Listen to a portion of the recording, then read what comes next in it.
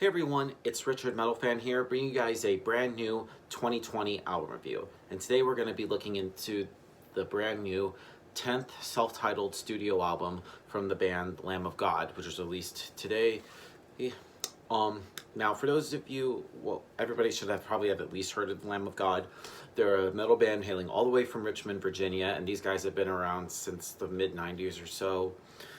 But they pretty much have gotten really well known in like the mid 2000s, and Lamb of God are pretty much considered to be part of that whole new wave of American heavy metal movement, along with bands such as like Trivium, Chimera, Shadows Fall, Killswitch Engage, you know, bands like that. And some people consider Lamb of God metalcore, which I don't really consider Lamb of God metalcore at all. I just consider them just like metal with a little bit of like groove metal to their side.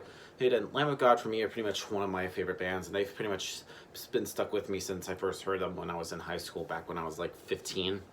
And I pretty much enjoyed everything they put out, even their earlier stuff when they were called Burn the Priest.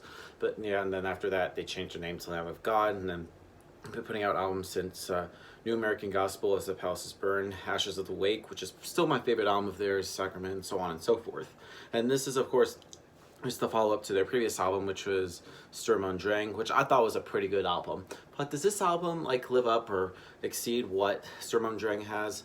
I think it definitely has a bit. I feel like the band pretty much stepped up a little bit. One thing to note is Brandy Blythe's vocals. Like, I feel like ever since the last couple records, even going to Resolution and Sturm und Drang, I know his vocals had gotten a little bit more lower and deeper. And especially like on the last album, so he pretty much has started experimenting doing a little bit of clean vocals, which kind of sounds interesting. But he does a little bit here, and even did on their the Duke EP, which is pretty cool. The guitar work on this album is just tight.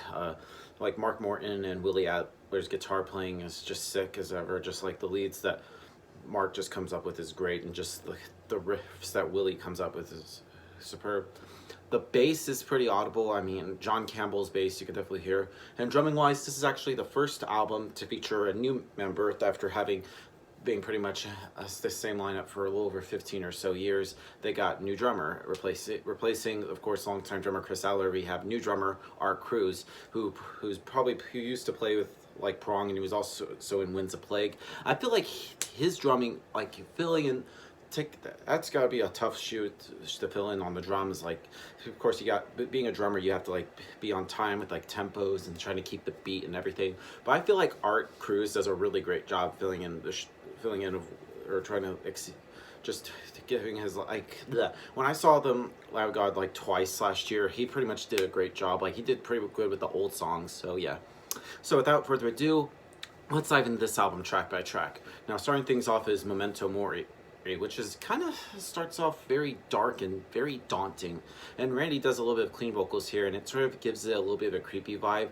And then around a minute and a half later, Randy screams, and the whole band comes in at full force, and it just gets heavy. Then around 4.5 minutes and goes into pretty much how it started, with just the slow and dark for about 20 seconds, and then hits at full force into the end, which is a pretty interesting way to start off this album. I think it's a solid song. Moving on to Checkmate, which is the first single released from this album, and I feel like it's a good introduction for the new album. It pretty much gives us a taste of what we can expect for this album. And instrumentally, I feel like the song gives us sort of like the similar Lamb of God sound with the addition of new drummer Art Cruz, and everything is just put well together, and it just shows that even despite some changes, the whole band pretty much has the same energy that they've had since they first started. Moving on to Gears, which is a pretty good song. I like it. Reality Bath, which I feel like this song really just hits it with that dose of like just groove that they do so well. And the chorus is just really catchy, and it just matches pretty much when they play this live, which is just an amazing song.